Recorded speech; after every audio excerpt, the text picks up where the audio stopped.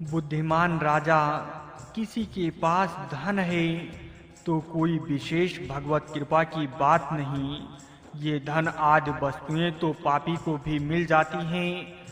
सुत द्वारा अरु लक्ष्मी पापी के भी होएं, इनके मिलने में कोई विलक्षण बात नहीं है।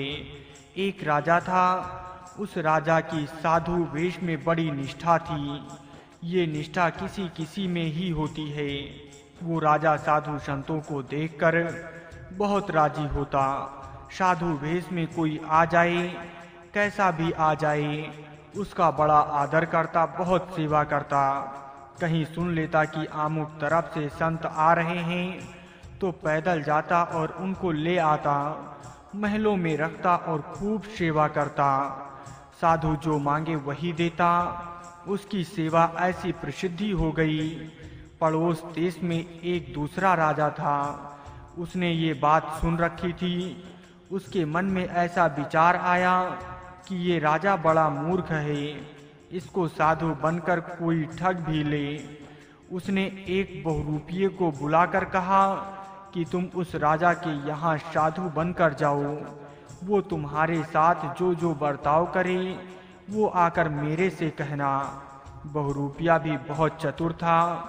वो साधु बनकर वहाँ गया।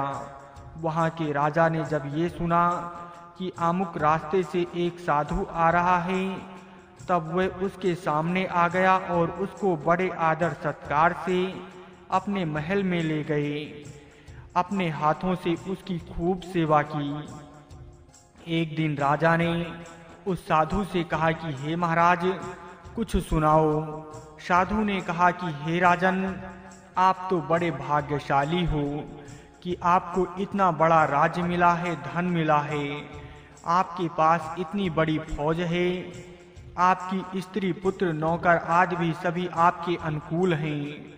इसलिए भगवान की आप पर बड़ी कृपा है। इस प्रकार उस साधु ने कई बातें कही।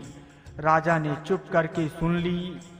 2-3 दिन रहने के बाद वो साधु बहुरूपिया बोला कि हे राजन, अब तो हम जाएंगे। राजा बोला, अच्छा महाराज, जैसी आपकी मर्जी। राजा ने उसके आगे खजाना खोल दिया और कहा, इसमें आपको जो सोना, चांदी, मणिक, मोती, रुपए, पैसे आदि चाहिए खूब ले लीजिए। उस साधु ने वहाँ से अच्छा अच्छा माल ले लिया और ऊंट पर लाद लिया। जब वो रवाना होने लगा तब राजा ने कहा कि हे महाराज, ये तो आपने अपनी तरफ से ले लिया। एक चांदी का बक्सा है, वो मैं अपनी तरफ से देता हूँ। राजा ने एक चांदी के बक्से को एक रेशमी जरीदार कपड़े में लपेटकर उसको दे दिया और कहा कि ये मेरी तरफ से आपको भेंट है। उस साधु ने वो बक्सा ले लिया और वहाँ से चला।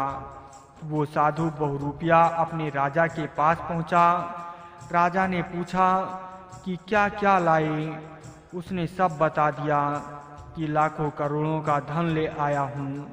राजा ने समझा कि ये पड़ोस का राजा महान मूर्ख ही है, क्योंकि इसको साधु की पहचान ही नहीं है कि साधु कैसा है। ये तो बड़ा बेसमझ है। ये बहुरूपिया बोला कि एक बक्सा मुझे उस राजा ने अपनी तरफ से दिया है कि ये मेरी तरफ से भेंट है। राजा ने कहा कि ठीक है, बक्सा लाओ, उसको मैं देखूंगा।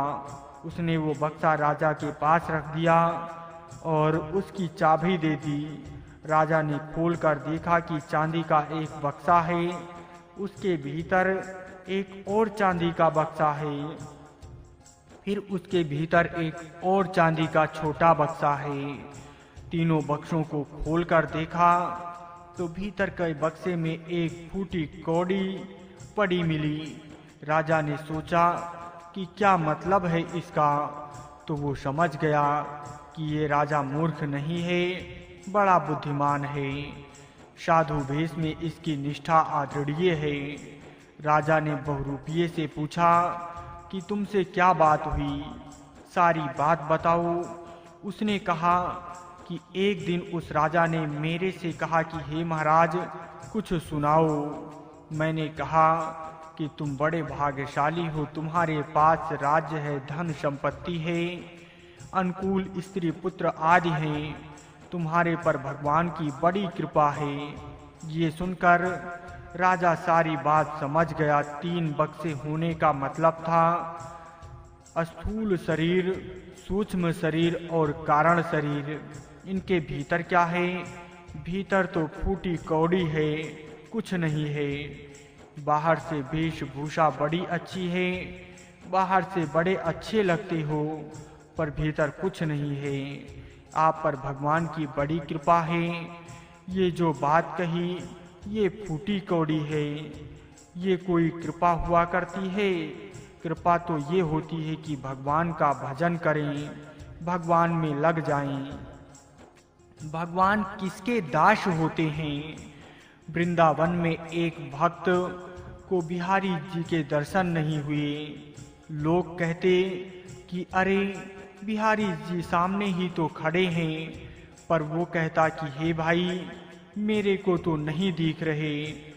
इस तरह 3 दिन बीत गए पर दर्शन नहीं हुए।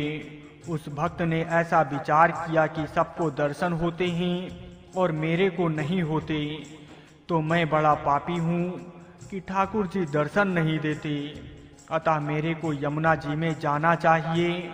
ऐसा विचार करके रात्रि के समय वो यमुना जी की तरफ चला। वहाँ यमुना जी के पास एक कोढ़ी सोया हुआ था। उसको भगवान ने स्वप्न में कहा कि अभी यहाँ पर जो आदमी आएगा उसके तुम पैर पकड़ लेना, उसकी कृपा से तुम्हारा कोढ़ दूर हो जाएगा। वो कोढ़ी उठकर बैठ गया। जैसे ही वो भक्त वहाँ आया, कोढ़ी ने उसके पैर पकड़ लिए और कहा कि मेरा कोढ़ दूर करो। भक्त बोला कि अरे मैं तो बड़ा पापी हूँ, ठाकुर जी मुझे दर्शन भी नहीं देते। बहुत झंझट किया, परंतु कोढ़ी ने उसको छोड़ा नहीं। अंत में कोढ़ी ने कहा कि अच्छा तुम इतना कह दो कि तुम्हारा कोढ़ दूर हो जाए। वो बोला कि इतनी हमारे में योग्यता ही नहीं। कोढ़ी ने जब बहुत आग्रह किया तब उसने कह दिया कि तुम्हारा कोढ़ दूर हो जाए। ऐसा कहते ही क्षण मात्र में उसका कोढ़ दूर हो गया। तब उसने स्वप्न की बात भक्त को सुना दी कि भगवान ने ही स्वप्न में मुझे ऐसा करने के लिए कहा था। ये सुनकर भक्त ने सोचा कि आज नहीं मरूंगा और लौटकर पीछे आया तो ठाकुर जी के दर्शन हो गए। उसने ठाकुर जी से पूछा कि हे महाराज, पहले आपने दर्शन क्यों नहीं दिया? ठाकुर जी ने कहा कि तुमने उम्र भर मेरे सामने कोई मांग नहीं रखी, मेरे से कुछ नहीं चाहा, अतः मैं तुम्हें मुंह दिखाने लायक नहीं रहा। अब तुमने कह दिया कि इसका कोढ़ दूर कर दो, तो अब मैं मुंह दिखाने लायक हो गया। इसका क्या अर्थ हुआ कि जो कुछ भी नहीं चाहता भगवान उसके दास हो जाते हैं। हनुमान जी ने भगवान का कार्य किया तो भगवान उनके दास हो गए, ऋणी हो गए। सुनु सुत तेहि उरन मैं नाही। सेवा करने वाला बड़ा हो जाता है और सेवा कराने वाला छोटा हो जाता है, परंतु भगवान और उनके प्यारे भक्तों को छोटे होने में शर्म नहीं आती। वे जान करके छोटे होते हैं, छोटे बनने पर भी वास्तव में वे छोटे होते ही नहीं और उनमें बड़प्पन का अभिमान होता ही नहीं।